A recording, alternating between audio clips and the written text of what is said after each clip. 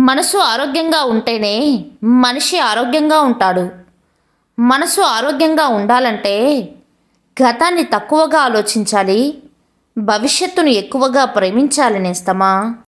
జీవితంలో నటించడం రాకపోయినా నటించే వారిని గుర్తించడం నేర్చుకోవాలి, లేకపోతే చాలా నష్టపోతావు నేస్తమా.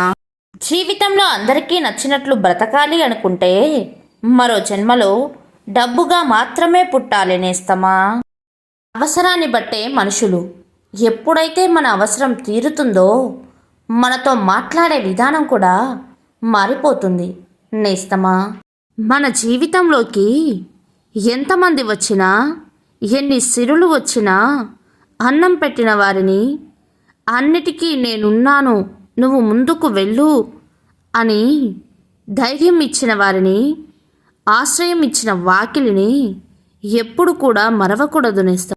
చేజారిన ఓ నిమిషాన్ని భూమిపైన ఉన్న ఏ సిరి సంపద తిరిగి ఇవ్వలేదు కాబట్టి సమయాన్ని సద్వినియోగపరుచుకోండి నేస్తమా.